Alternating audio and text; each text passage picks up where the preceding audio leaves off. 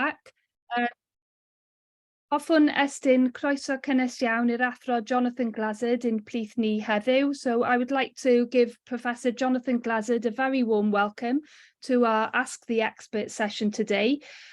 Professor Glazzard is a Professor of Teacher Education and currently Head of Departments of Primary and Childhood Education at Edge Hill University. He's also the Director for the Centre of LGBTQ+ Inclusion in Education. As Laura mentioned earlier, he began his career as a teacher in primary schools in Barnsley before becoming a senior lecturer at the University of Huddersfield in 2005. He has over 25 years of teaching experience, and his research focuses on a broad range of topics and disciplines, including mental health, LGBTQ+ inclusion, special educational needs, critical disability studies, critical psychology, sociology, and early literacy development. He's a teacher educator and has an extensive experience in leading primary IT programs and in IT quality assurance across primary and secondary courses, and teaches on a range of teacher education programs and supervises students at master's and doctoral levels. So we're really delighted that you are able to give your time today to speak with us. We're going to start the Ask the Expert session. Jonathan is going to give us a short talk, and then we've got a few questions that we're going to explore and discuss.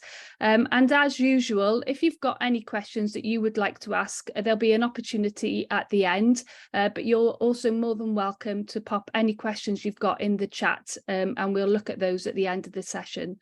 So over to you, Jonathan, and thank you very much. Thank you, Rhiannon, for that introduction. Good morning, everyone. Good morning, colleagues. I'm just going to start by doing, it's going to be a really short introduction, but just so that you can kind of understand where I'm coming from. So obviously in England, we use the term special educational needs, and I think it's a problematic term, and I much prefer additional learning needs. I think it's problematic to refer to children's needs as special. I think it can create othering effects. I think it can separate children out from other children. However, I probably will use the term special educational needs because I'm quite embedded and quite indoctrinating into using that term. So I apologize for that. So I think first of all, I'd like to question the term needs. I'd like to interrogate the term needs, because often we say children have got this need or that need, and what that does is that often positions the child as being the problem, and that places the deficit really within the child. And if we take the example, so Thomas and Loxley wrote a book called Deconstructing Special Education and Constructing Inclusion. And they wrote a brilliant chapter where they really interrogated the word needs. And they said, let's, take an example of children with behavioural needs. Actually, the problem then gets placed onto the child. So the child has then got, they're deemed as being disruptive, they're deemed as being defiant, etc. But actually, whose needs are they? So are they the needs of the child, or are they the needs of the school to produce compliant children, well-behaved children, well-disciplined children, so that the education system can run without disruption? And I think that's a really interesting debate.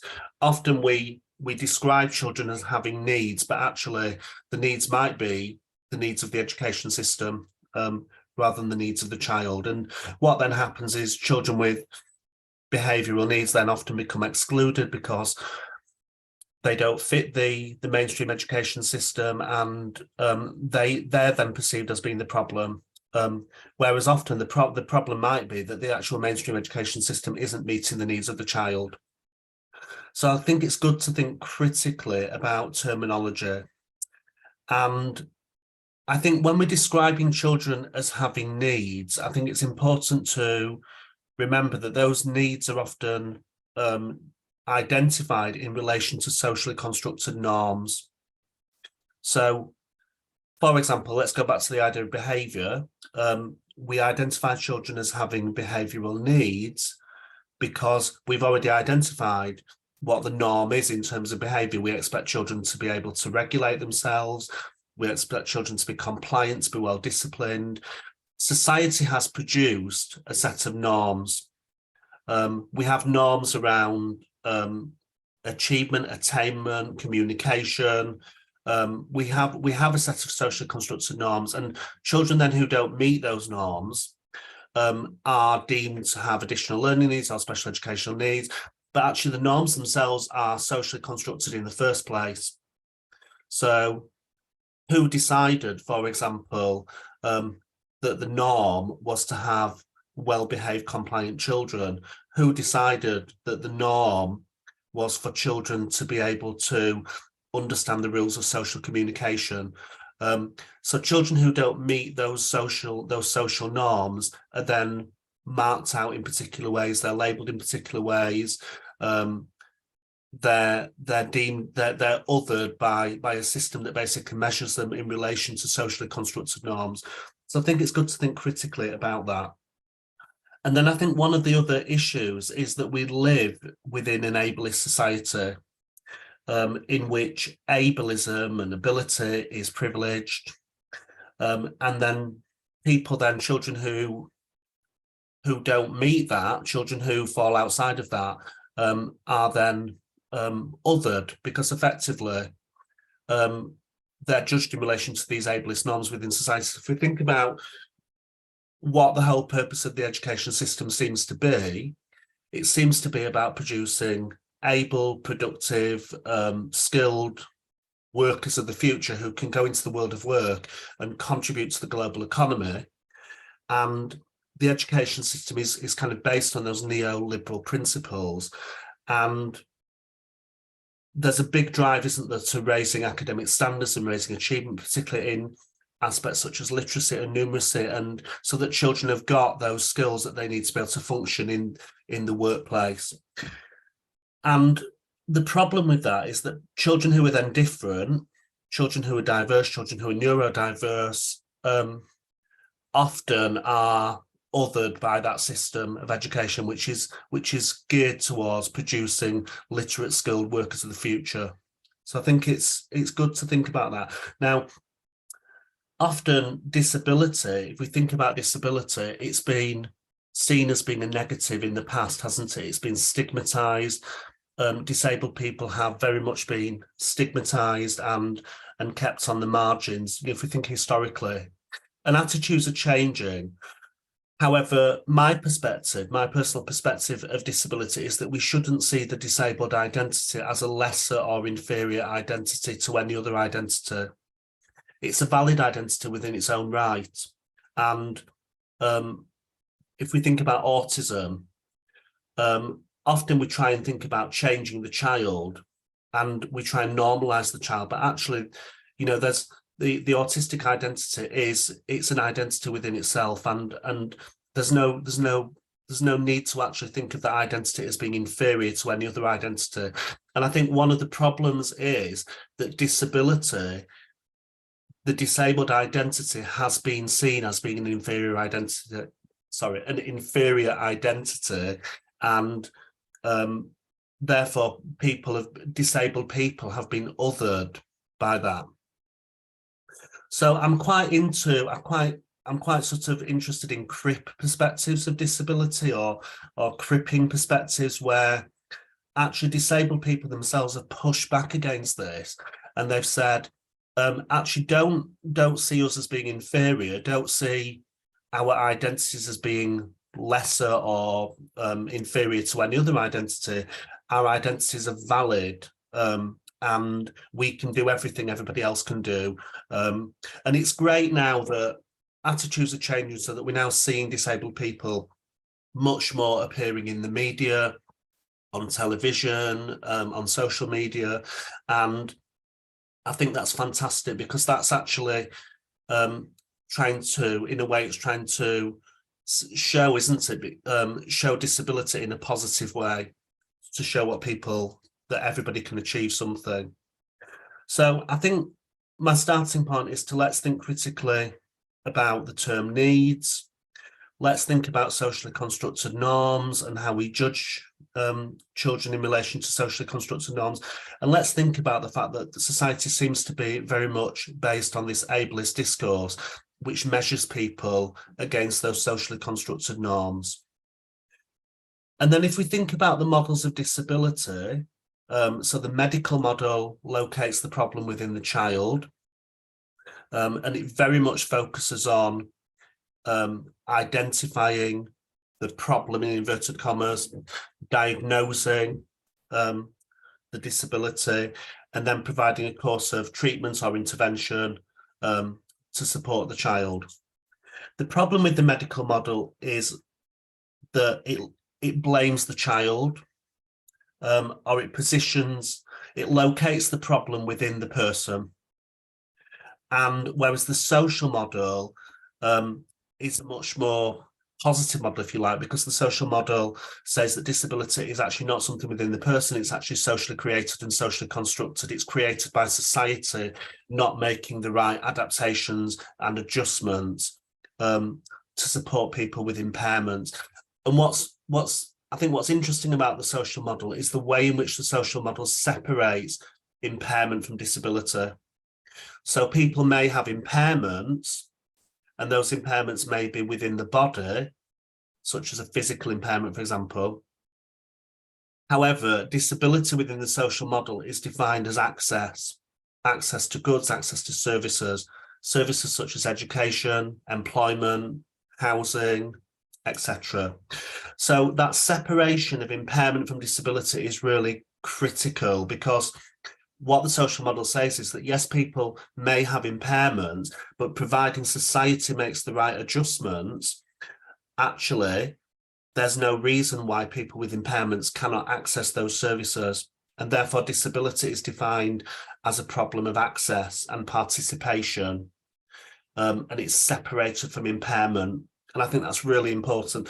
People sometimes, when they're describing the social model, they just say, oh, the social model is disability is defined as a social construct. It's socially created, it's socially constructed, but they miss that key point about, well, actually what the social model does in order to define disability as a social construct is it separates disability from impairment. And impairment is biological, it's within the person, but actually disability is defined as access.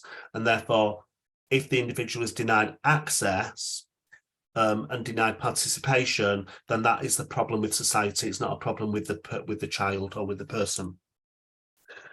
And then, of course, I've been heavily influenced by the affirmative model of disability, and this is a model which essentially, I guess, it extends the social model a little bit, and it says, let's positively affirm the disabled identity. Let's not see the disabled identity as an inferior identity. Let's value the disabled identity, and I think that's a very important model, and that's really kind of shaped my thinking.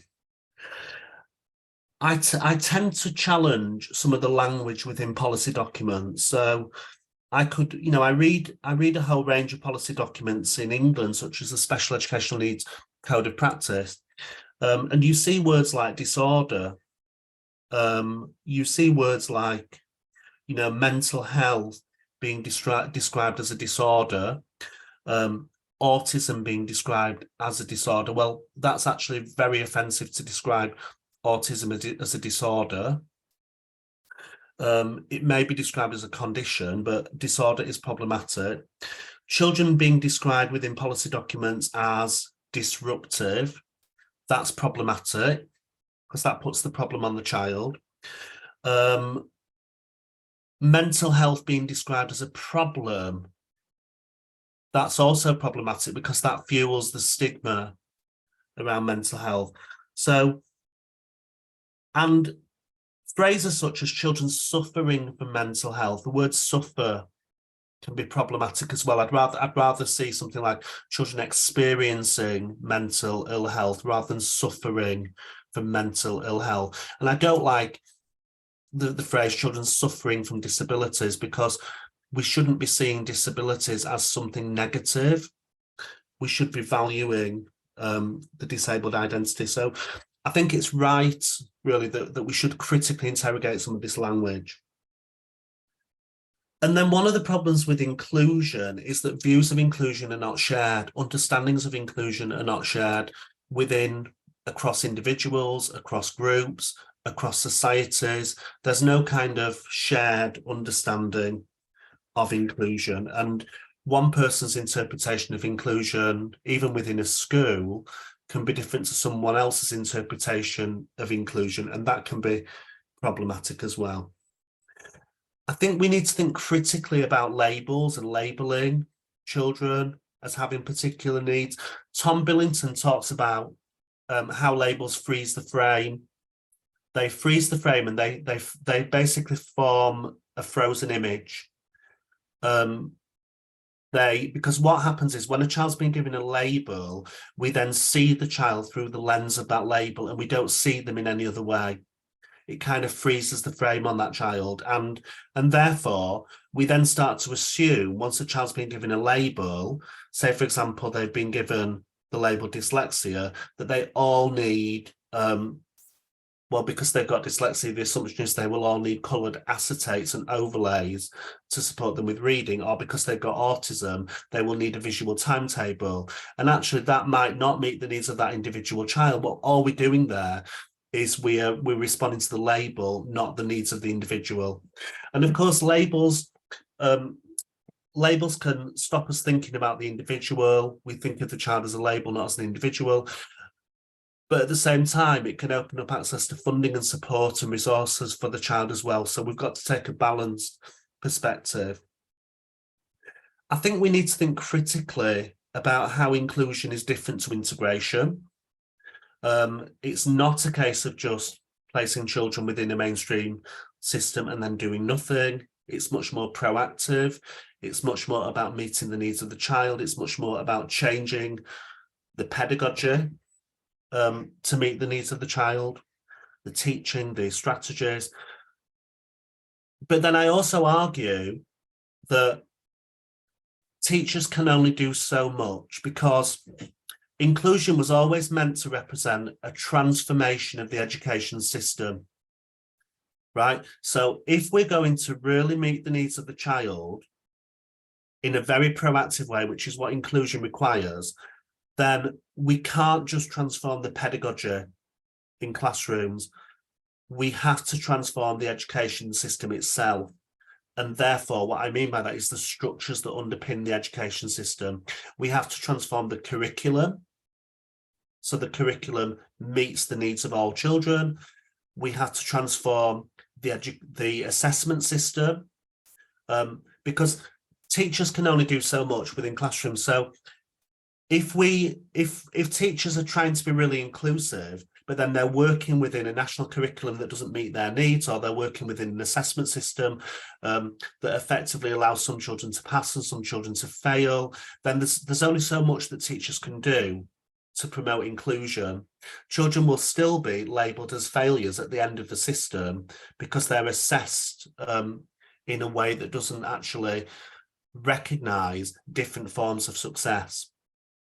So I argue that if we're going to really advance inclusion, we can't just transform the pedagogy within classrooms. We have to transform the structures that underpin the education system. And therefore, we need to transform the curriculum, we need to transform the assessment system, and therefore inclusion is political. It's not just a pedagogical issue. It's very much a political issue that politicians need to address. There's been lots written in the literature around standards and the standards agenda and how that's kind of worked against the inclusion agenda. We know that some schools, for example, have excluded children who are a threat to those standards. They've, children who risk those standards have been systematically excluded. They've been off-rolled into other schools because some children have been seen as a risk. But I think that the standards agenda and the inclusion agenda don't necessarily need to work in opposition. They can work together. Okay, so the standards agenda can prompt schools to really think about what they need to do to really include children and to get the best outcomes for those children, so that it's kind of working together rather than working in opposition. And then, of course, we need to think about intersectionality. We need to think about children don't just have necessarily one identity. My research at the moment is I'm looking at the experiences of disabled LGBTQ young people. So I'm looking at the intersection between sexuality and disability, and how those different layers of identity, those intersectional identities, can create multiple layers of oppression. You know, we could research the intersection between race and disability, for example. We've got to think about that intersectionality. So I think what I've just tried to do there is set the scene and get you thinking critically about all those different things, thinking critically about terminology, thinking critically about the language of needs, thinking critically about socially constructed norms, thinking critically about the language within policy documents such as disorder, problem, disruptive, and so on, and then thinking critically about labelling and the actual concept of inclusion itself. Okay, thank you. Thank you, Jonathan. Lots of food for thought there, and I think that the questions perhaps that we've presented to you perhaps continue that dialogue around thinking critically about terminology. So the first question I've got for you is the title of the module that we're studying at the moment is ALN, Additional Learning Needs, Excellence in Practice. Can you tell us what you think, or what you would consider excellence in practice to look like? Okay, so I've had to think about this, and the first thing I've come up with is high expectations for all children. So one of the problems is that children with special educational needs, additional learning needs, have been subjected to low expectations, and some of those low expectations have come from teachers, and they've often been given lower level challenge. There's been dumbed down expectations or dumbed down work, and what's then happened is those children haven't achieved at the end of the education system. Achievement's been low. Far too many children with special educational needs don't access further education or higher education. Far too many don't go into employment or training at the end, and far too many children with special educational needs don't access independent living.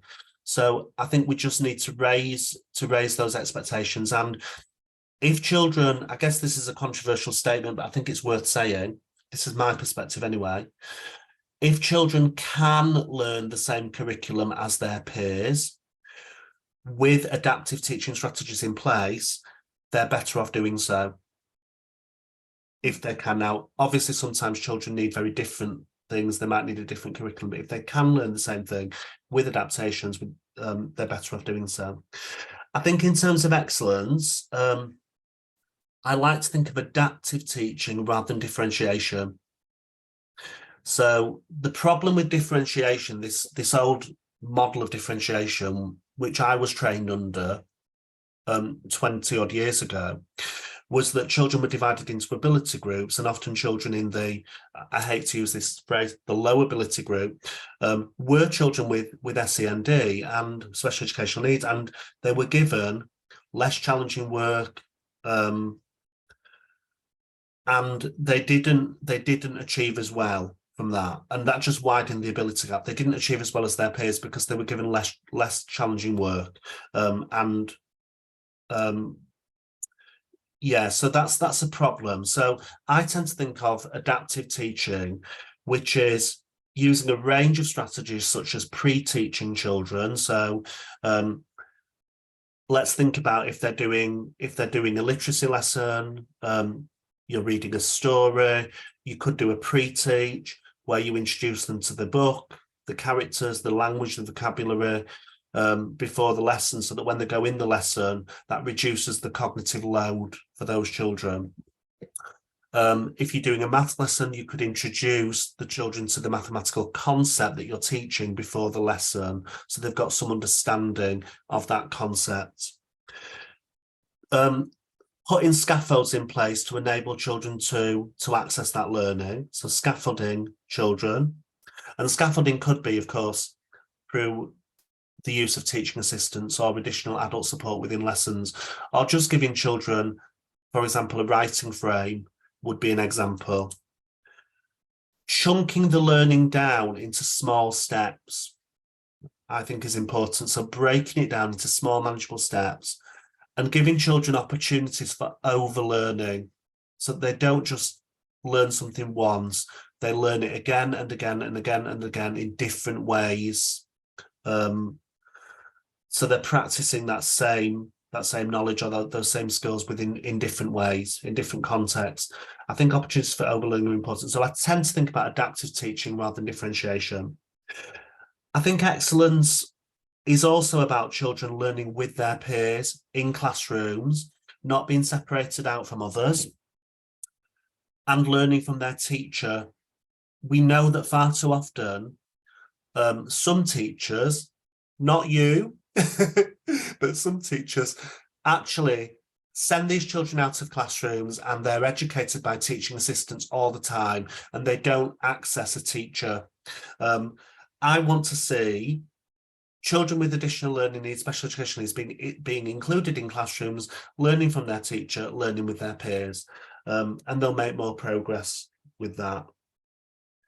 I want to see children with special educational needs fully participating in all the activities, for example, extracurricular activities.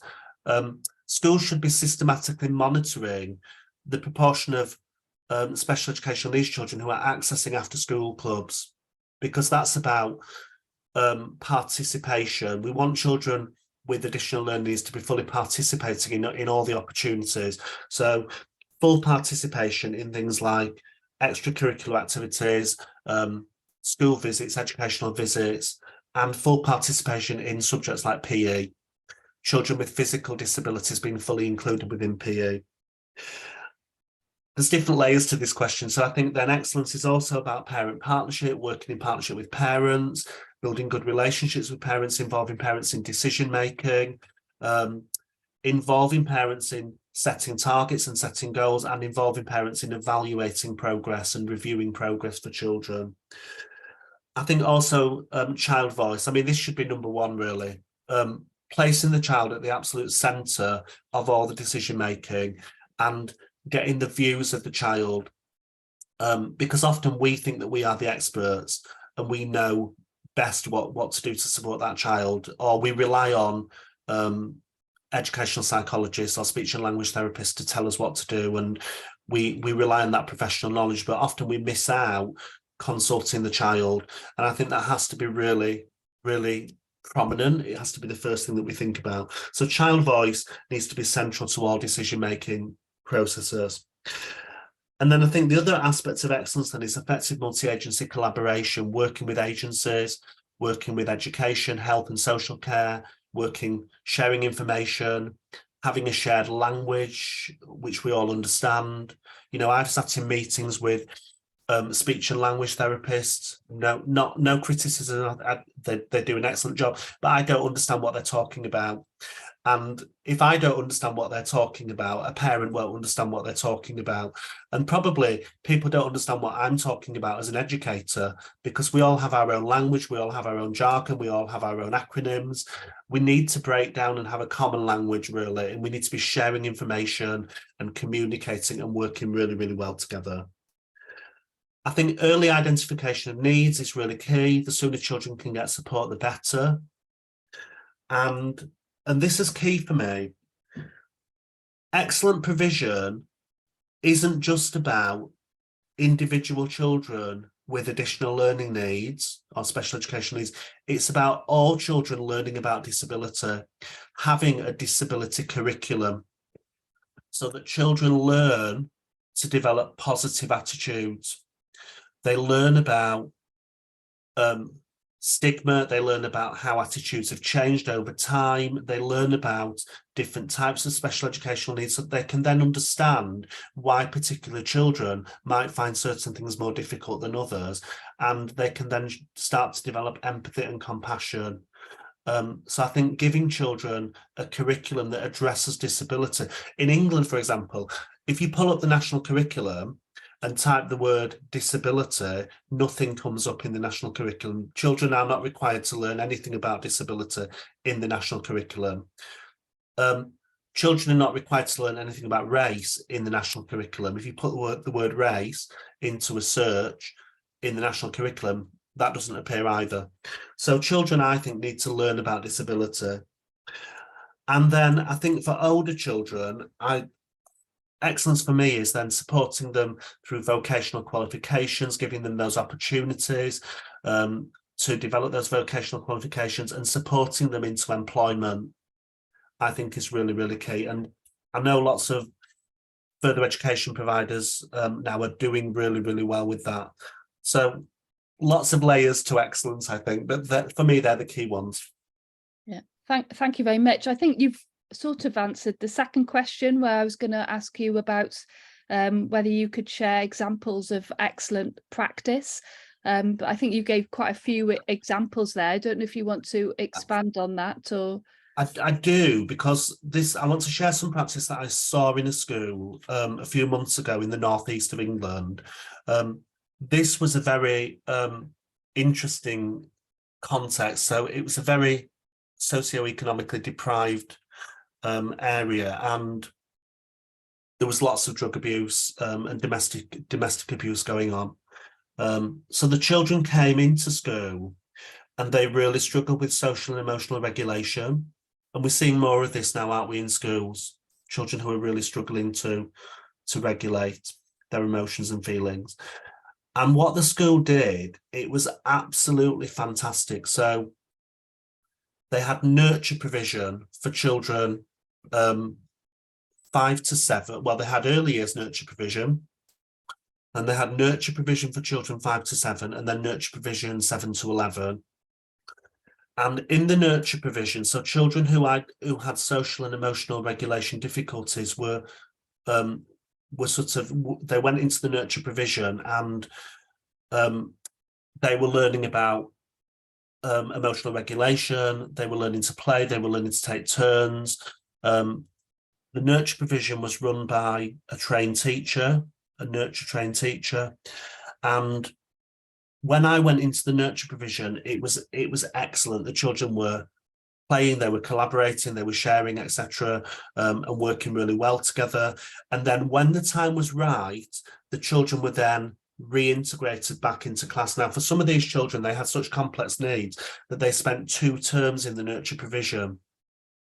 Now, you might say, well, actually, what are they missing out on? And I had this discussion with the Senko, and I said, well, what about the curriculum? What are they missing out on when they're in the nurture provision? And she had a very firm view that, well, they're not ready to be integrated yet, and actually we need to get them ready to learn before they're integrated. And then when they get integrated back into the class, they will then catch up.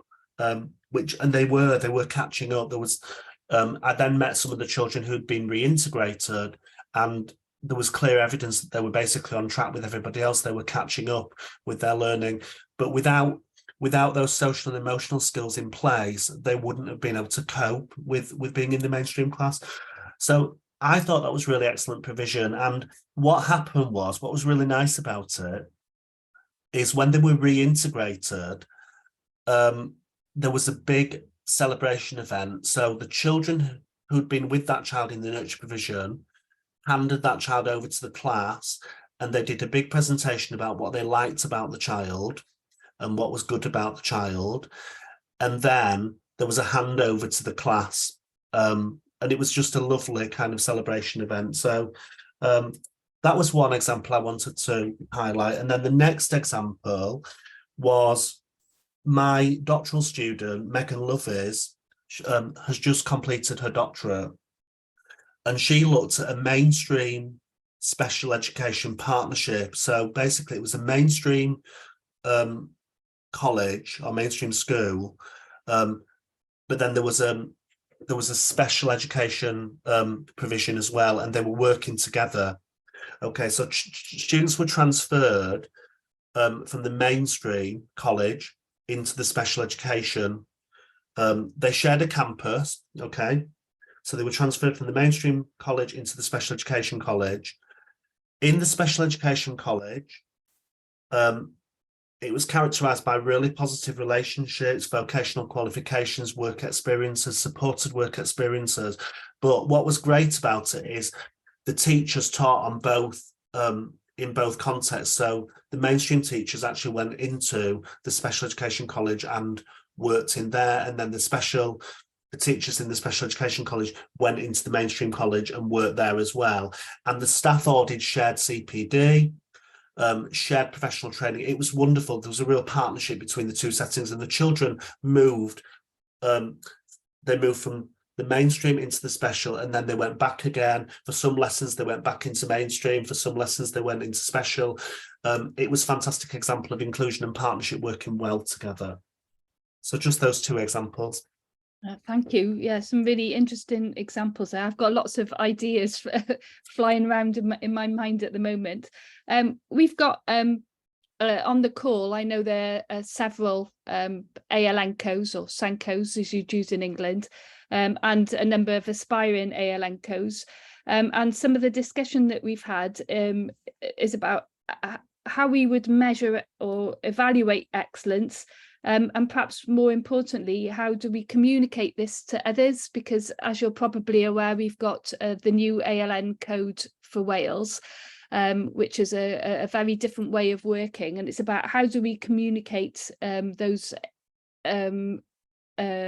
ideas and values to others in our settings.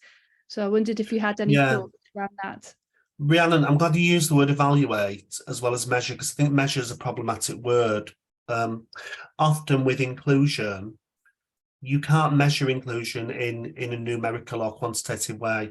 So how would I measure excellence? Well, I would walk into a setting and it's a feel, isn't it? It's a feel. Is there a sense of belonging? Do educators and adults treat children with empathy and with compassion? Is there a culture of acceptance and a positive affirmation of identities within that setting? And is there a culture of high expectations? So that's one aspect, is all around the culture. I'd then be looking for, if I'm looking at excellence, a curriculum that educates children about disability and educates children about stigma and disabled hate crime. I'd then be looking for how the school focuses on the strengths rather than the deficits of children with additional learning needs. Many children have, I mean, if you think about autism, the world has been created, some of the major inventions in the world and have been invented by brilliant autistic minds. So let's focus on a strengths-based approach rather than a deficit approach. I'd be looking for children being fully included in lessons, being taught by their teachers, not being separated out. I'd be looking for no bullying. There'd be things I'd be looking for. I'd be looking for strong partnerships with parents and with agencies and with the child and child voice, agencies working together. And then teaching assistants for me would be part of a package of support for the child, but they must never replace the teacher. I think that's really key. How would you communicate this? So I think SENCOs and additional learning needs coordinators need to form networks. They need to be collaborating. They need to be sharing. They need to be disseminating. There's different ways, isn't there? You can do that in person. You can do that online. You can create websites to share best practice. There's lots of different ways, but I think that's a nice way, is actually having a website where people can input best practice onto that and share resources.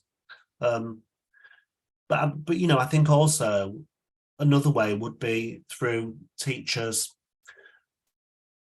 attending conferences and sharing information, teachers working with universities and developing research projects. So a lot of the interventions that are being used within schools and colleges could become part of action research projects, which are then disseminated more widely across the sector. I think universities could support that. Yeah, definitely. And yeah, hopefully we've got, some very engaged practitioners on the call who are about to start their research projects in September. So there's definitely room for collaboration and exploration there. Publishing as well, publishing those projects Yeah. in professional journals would be a great way of sharing some of that practice. Moving on to the questions, what are the benefits and challenges of ensuring whole setting consistent excellence in practice? So I think about maintaining that excellence. Yeah, I think the benefits really would be that it would hopefully secure good long-term outcomes for children with additional learning needs, whether those outcomes are social outcomes, academic outcomes, confidence, self-esteem. Having that consistency of approach would secure those good long-term outcomes. One of the challenges is making sure that all staff are trained, and making sure that there's enough financial investment to support. We're seeing more and more children with special educational needs in schools, and that's increased since the pandemic, as a result of the pandemic. So we need more funding. We need more financial investment, not just within schools, but also within services as well, within external services. I think that's a key challenge, is actually how do schools meet the needs, the increasing number of needs they're experiencing, with tighter and tighter and tighter budgets. Yeah, it's a very challenging time at the moment, isn't it, in particular? Yeah, I think this is maybe a controversial question. I was thinking about practice in your setting or in a setting in relation to additional learning needs. Do you think there's evidence of blaming the student rather than blaming the teaching when challenges arise? I think yes, definitely. Let's take the example of children with social, emotional and mental health needs. Often children with behavioural needs, they're labelled as being disruptive, they're labelled as being challenging, defiant. They're positioned as being a risk to school standards and a risk to other children's education, and a risk to other children's safety. And then they're excluded into alternative provision. Now, if we think about that differently, the factors that have led to exclusion, or the factors that have led to that behaviour, could be because they've been exposed to adults who haven't developed appropriate relationships with them, who haven't developed positive relationships with them. They've been exposed to a curriculum in school that doesn't meet their needs. Okay. Or there's been a lack of resources in school to support their needs. So maybe the school hasn't had the resources to invest in things like nurture provision. So actually, those school-related factors, breakdown of relationships, curriculum that doesn't meet their needs, lack of resources, lack of funding, could actually cause some of that behaviour, and then the children get excluded. And if we think about the impact of that exclusion, they're like, if they've been excluded, they might develop poor mental health. They're more likely to become part of the criminal justice system as a result of being excluded. So often the child gets blamed for their behaviour, but actually there might be school-related factors that have caused that behaviour. And I think that's important. Often when you talk to children in alternative provision and you talk about the factors that have led to their exclusion, they are very, very angry about the way they've been treated in the mainstream school. They're very angry about the way adults have treated them, the way the curriculum that they've been learning and so on, and the lack of support that they've received. So yeah, I think it's an interesting debate. Thank you. How do you feel about the proposition that inclusion is a good idea in theory, but not good for all in practice? Well, I think it depends how you define inclusion, because if you're saying that inclusion is about getting everybody into mainstream schools, and then saying, well, not everybody can go to a mainstream school because that doesn't meet their needs, then I can follow that line of argument. I can understand why some people might say it's not good for all children to be included. I don't think, I actually personally think that some children do need additional provision. They do need special educational provision. If we think about children with found and multiple learning difficulties, children with very severe disabilities, they do need something different that maybe a mainstream school can't provide. However, if we think of the word inclusion and think, well, actually, it's not about the placement. It's not about are they in a mainstream school, a regular school, or are they in a special school? It's not really about that. It's actually about the quality of the education they receive. It's about the quality of the relationships, the quality of the curriculum they receive. It's about the partnership. It's about the quality of the partnerships with parents and with agencies and with the child. Actually, then there's no reason why segregated provisions such as special schools cannot be inclusive, because actually special schools do all of those things. They provide an appropriate curriculum, a tailored curriculum, a personalized curriculum, positive relationships with the child and with the parent. They have good links with agencies. So actually, it just all depends about how we define inclusion. I actually think inclusion should be the goal for all children. But for me, I don't define inclusion as mainstreaming. I define inclusion as the quality of the education that they receive. And therefore, I think both mainstream and special can be inclusive. No, yeah, I agree completely. I think moving on to the next question, because I think perhaps in special school provision, this can be maybe a little bit more challenging, is how can individual voices contribute to cohesive, excellent practice? So I was thinking maybe we were talking about voice of the learner, and in Wales, person-centered practice is central to the way that we operate in terms of individual development plans, which are the same as EHCPs. Are there challenges to ensuring this, especially when working with multi-agencies? I think you touched a bit on this earlier, didn't you? I think the voices of children and the voices of parents and the voices of professionals are all really, really important, and they all need to go in the mix, don't they? But obviously we need to put the voices of children central to everything. However, one of the challenges then is for children who actually don't have verbal communication. So if we think about children who are, I've got to be careful here because the language is changing all the time. So I would have said non-verbal, but apparently now we say non-speaking, not non-verbal. It changes all the time, doesn't it? So children who actually are non-speaking, then how do we get their voice? How do we include their voice? Is a particular challenge.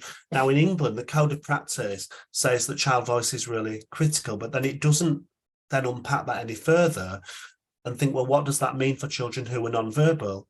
How do we include those children? And obviously there are different ways you can do that. You can use pictures, you can use non-verbal methods of communication to involve the child. But I think we just have to think a bit differently about what that means for children particularly within special provision, how we include them and how we get their voice. So I think that's one of the key challenges. I think the other challenge then is, we know that when agencies don't work well together, when they're not sharing information, when they're not communicating, actually children die.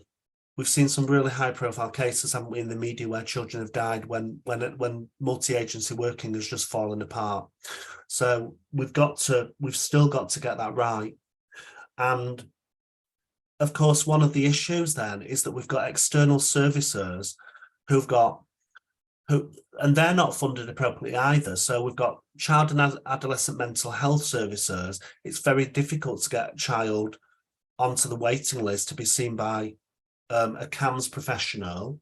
The waiting lists are really long. The criteria for referral are really stringent. Children then are sitting on long waiting lists, waiting to get support in 6 months' time when they actually need support today. We've got to invest in those services. And I think if you look at educational psychology and speech and language therapists now, they're all dealing with huge caseloads of children. And that makes it difficult to provide children with that support at the right time. Yes, yeah, very stretched sort of multi-agency services, aren't they? As a former head teacher, how did you lead to ensure excellence in SEN or ALN at your setting? So obviously SEN. Yeah. So I gave teachers and TAs time to plan together, because I think that's a key issue, is that teaching assistants really need to work with teachers and plan collaboratively. So they all had time to plan. All staff were involved in CPD, including teaching assistants. I invested in staff training. That's critical, isn't it?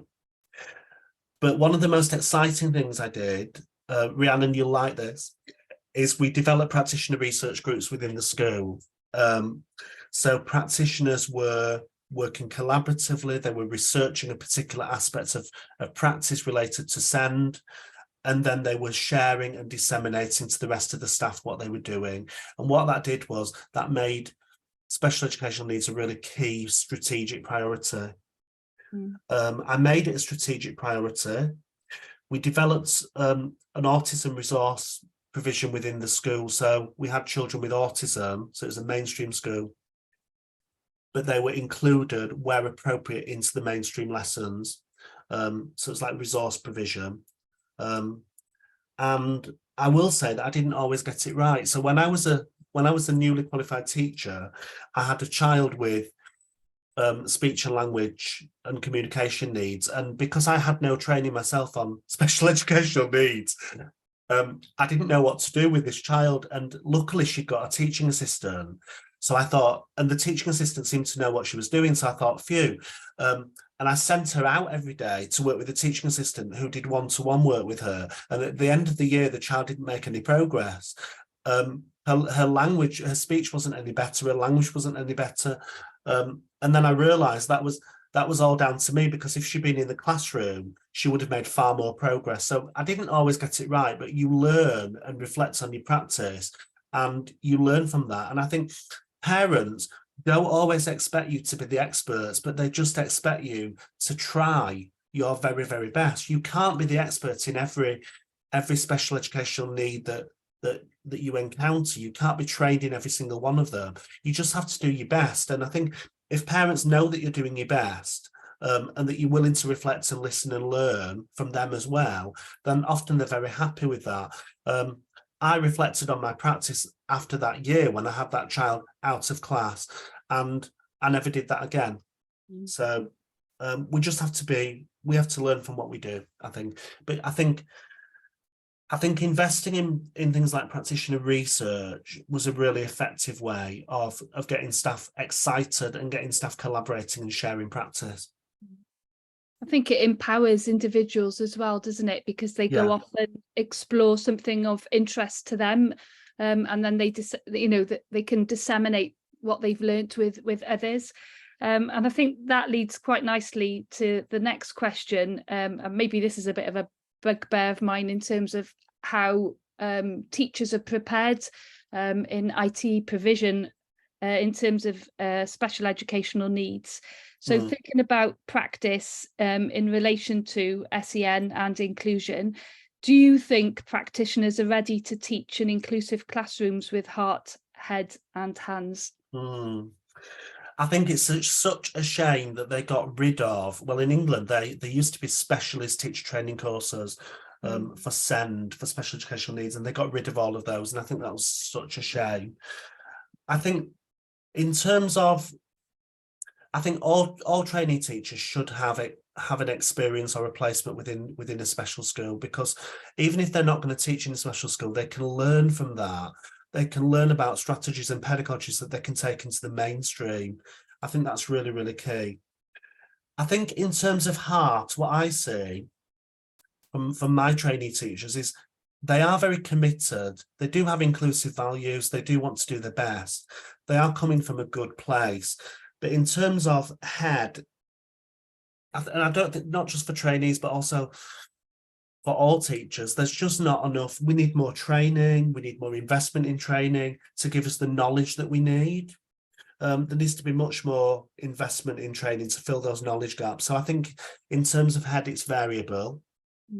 And in terms of hands, I think, no, we're not. We don't have the resources to do what we want to do. We don't have the finances to do what we want to do. We've got tight school budgets. We've got an increasing number of children with special needs coming into schools. We've got some children with very complex needs in early years. We don't have the resources. We don't have the funding. So actually that stops us doing what we want to do. There's too many cutbacks, I think. So that's a big issue.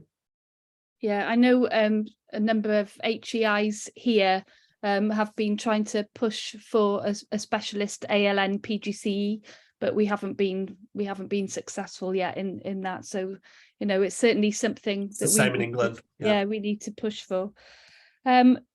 Finally, before we go to questions, so, you know, if you're thinking of asking a question, get it ready now. What advice would you give to aspiring ALNCOs and practitioners in achieving excellence in practice? Okay, so when I was a SENCO, teachers expected me to know all the answers, and you can't know all the answers. You can't be the person who knows everything, and sometimes they expected me to do their work for them. So they sometimes expected me to write their individual education plans, and I had to push back and say, well, no, that's not my job, that's your job. You know the child better than me. So I think the key thing then is to have a vision. What do you want to achieve? What are you trying to achieve? What's your vision in terms of your special educational needs provision? Then have a strategy. So have a 3-year strategy. So what do you want to achieve this year, next year, and the year after? Like a 3-year development plan. And then have a 1-year action plan where you have a manageable number of priorities for the next year, basically. So maybe, I don't know, 4 priorities, but not too many priorities. What do you want to achieve? You won't always know the answer, but I would encourage you to join organisations, join those expert organisations such as NASEN. Many of you will probably be members of NASEN. Become part of those networks and those communities. Form networks with other additional learning needs coordinators within your locality, within your area, within your region, and network with them and share best practice through those networks. Don't try to do it alone, because I think when I was a SENCO, I felt like I was very isolated, and I think the more you can network with other people and collaborate with other people, and it's so easy now because we can do it on Teams or Zoom or whatever. Technology can facilitate that collaboration. So I think, you know, collaborate as much as possible. Join those organisations such as NASEN. I think also be willing to learn from staff. So don't think you're the expert. Staff may also have good ideas as well, and parents may have good ideas, and also the child may have good ideas as well. So be willing to learn from all of those stakeholders. Read as much as you can. I think that's really, really key. Yeah, and collaborate as much as you possibly can. I think that's my key piece of advice. Thank you very much. And yeah, look, my head is buzzing. I've got so many thoughts and ideas, but we're going over to questions from the group. So I know Lucy has put a question in. Lucy, I don't know if you want to say your question or if you want me to read it out. Okay, let's have a look. So this is my personal experience, but when I studied for my PGCE, I was diagnosed with dyslexia and dyscalculia. And the lady in charge of inclusion asked me, would I have gone to university if I was diagnosed in school? And I don't know the answer. I just wondered what your thoughts are on this. Well, I mean, there's no reason why children who are diagnosed with dyslexia and dyscalculia cannot access higher education. It's all about the support that they receive, isn't it? So providing that they get the right support in school and in college, there's absolutely no reason why they cannot access university. We have many, as I'm sure you do, Rhiannon, we have many students with dyslexia and ADHD and all sorts of other needs in university, and they actually do really, really well, providing they get the support. So I think I don't know why, Lucy, you were asked that question. Would I have gone to university if I was diagnosed in school? It's a bit of a weird question, isn't it? I think there's no reason why you shouldn't go to university just because you've got if you get a diagnosis in school. I think I think she was referring to if I'd known I had dyslexia and dyscalculia, would I or the teachers have lowered their expectations of what I was able to do? And I don't know, I just know I did work a lot harder in school. I spent a lot of time, you know, some of my break times I spent sitting in doing work, and it was never picked up. It's I know it's different now, but it was very hard, you know. And now you know, as a teacher, I spend a lot longer than other teachers doing my work, you know. It takes me a lot longer. But I don't know if my own expectations would have been lowered of myself. I don't know if I'd have expected myself to go to university. That's the well, this is a really good point. So I think I mean, obviously it depends when you went to school, but I would hope that attitudes are now changing and that teachers now are starting to have higher expectations of all children. And you know, if like when I went to school in the 70s and 80s, expectations were very low of children with special educational needs, and often they were placed in low ability groups. They were given less challenging work, and therefore the effect of that is you might not achieve, and then you might develop low self-esteem, and then you might not go to university. But I would hope now that things are changing and that the expectations are being raised. And if we give children a disability curriculum and educate them about disability, then hopefully then we're going to see less bullying going on within schools. So we'll see less damage to self-esteem. Yeah. Oh, thank you so much. Thank you.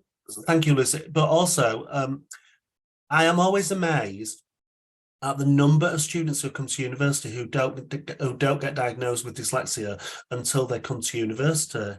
So they've gone all the way through the school system, and suddenly someone picks them up in the university and says, "Oh, we think you might have dyslexia." How have they got all the way through the school system without being picked up? I find that fascinating. Yeah, I think that's a whole other discussion around identification and providing those diagnoses, because that's another minefield really about those children who get diagnosed and the process of diagnosis. But we've got another question from Keris Holker. Keris, I don't know if you want to ask the question or if you want me to read it out. Right, I'll read it out. Okay. Do you feel that there's an increase in numbers of learners with neurodiversity, or are we perhaps recognising more as awareness is better? So are we better at recognising it? I think both, actually. I think we are much more aware and better at recognising and quicker at sort of identifying it. We definitely are. But I think if you look at the statistics, the numbers are now, they're going through the roof, aren't they? They're really, really high.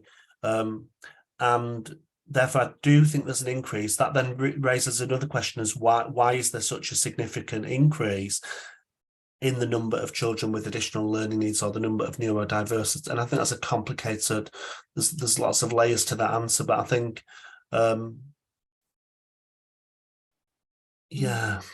I think we're seeing a lot of children coming through with language, speech, language and communication needs in the early years. So children coming into early years who are really at a very low level with their speech, language and communication needs. And we need to interrogate, why is that? And we're also seeing a lot of children coming through into early years who are really struggling with social and emotional regulation difficulties. And again, we need to interrogate further, why is that? I think it's complex, and I don't think we can just simplistically say, oh well, it's down to poor parenting. But I think yeah, it's really, really interesting. But I think there is more awareness, but I think numbers are definitely increasing. Yeah. Keris, I don't know if you want to add anything, because you've just put tech, COVID, social interaction, parenting. I'm wondering if those are your answers to your question. I think they're all good suggestions. Vicky, Yeah, sorry. there just seems to be a lot more post COVID. Yeah. But also that kind of like sort of lies with the increase of the use of mobile phones and people staring at screens, and Yeah. then the interaction, you see people out and about and they're not having those sort of daily human relationship interactions. They're all sitting on screens. And yeah, I wondered whether you felt it was linked as well. Definitely, because if you think about communication language and how that technology impacts on very young children's development, I think it has a really negative impact on their communication language. But also I think the technology, as we know, can have a massive impact on mental health as well. And we're seeing more and more young people coming through with poor mental health, and the social media and the technology has really contributed to that, I think. But COVID has also definitely contributed. Thank you. Thank you. Vicky, I don't know if you want to ask your question. I'm thinking maybe it's a dissertation topic. Oh, yes. Maybe. Yeah, I think it is about, I mean, with my doctoral student, that collaboration between the mainstream college and the special needs college. It was about, what made it so special was the fact that the staff moved from one to the other, and they had shared training, and the children also had lessons in both settings. And I think what we haven't got in the research is we haven't got enough examples of case studies of where that works really, really well. So I think that's an area for further research, Vicky. There you are, Vicky. Yeah, thank you so much. It's just we've got a unit for children, well, actually older children who are anxious non-attenders. They are dual registered with their secondary schools, but it just, when you were talking about the secondary schools having that lack of knowledge and experience of how to re-engage and adapt what they're doing to make sure their mental health needs are met in that mainstream, I just thought that might be, yeah. I'd be interested if you research that. I'd be interested to read your work. I'm between that and pupil voice for this class as well, about their aspirations and what you were talking about vocational and where they're going and their next steps. Yes. The impact of their pupil voice on it. So I'm between those two, but it's definitely with that class of people. Yeah, absolutely. And they do need more vocational qualifications, and they need access to. So one of the things that the students were doing in her study is they were going into the college created employment opportunities within the college. So the students were going and working in the cafe. They were working in this college had a cafe, it had a shop, and they were going and working in the shop. So it's things like that, how the college can support them into employment, because the problem is often they lead unproductive lives. They don't go into employment. They spend all their lives on benefits because they've not been supported enough into an employment pathway. And absolutely, and that's absolutely that's huge for us at the moment. So we've got a cafe, special needs school, we've got a cafe on site, but we're making links with local community projects as well. So we've got an on-site radio station, but then we made links with the community, like a construction business and ACT, which is a training provider, and just given those opportunities they wouldn't have ordinarily had. So it's been really eye-opening the past 2 years, seeing what's out there and trying to make those links, because they wouldn't necessarily normally link in with special schools. So it's been really interesting. So it's been great just to listen. Thank you, Vicky. Thank you. We've got a few minutes left. I don't know if anybody else has got a question they'd like to ask. Just come in.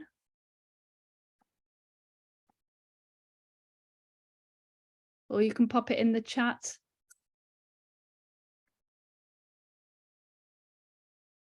No. Rhiannon, did you hear about the, in England we have the Senko qualification? Yeah, and the government are getting rid of it and they're replacing it with an MPQ. Oh, I hadn't heard that. No. Yeah, so for the last, I don't know, 15 years or something, we've had it's a postgraduate qualification in special educational needs coordination, which all Senkos have to do to be a practicing Senko. And so it's an academic level 7 qualification at master's level, but yeah, the governments are replacing it with a national professional qualification, which has caused a lot of controversy within the sector, really. So how is that different from the award that was given before? It's not an academic award. Not an academic award. Ah, okay. So whereas the students were previously expected to engage in research and evidence from research and obviously to write academic assignments, now it'll be just I would imagine it'll be like a portfolio type thing where they just have to evidence what they're doing, and it'll be run by non-academic organisations. Yeah, it's quite worrying in terms of quality then, isn't it? Yeah. Yeah. So I don't know, because I haven't explained too much about this programme. So everybody on this pathway or the ALN pathway, the programme is Welsh Government funded. And the idea is that we've got this pathway here for ALNCOs, current ALNCOs and aspiring ALNCOs. And there's a commitment over a period of time to support people who want to undertake this extra study, but it's not mandatory at the moment. Obviously, we'd like it to be, but currently it's not. Yeah. But we've got other pathways as well as part of this national masters in terms of leadership, and we've got new pathways coming on now, curriculum and equity in education. That sounds good. Mm-hmm.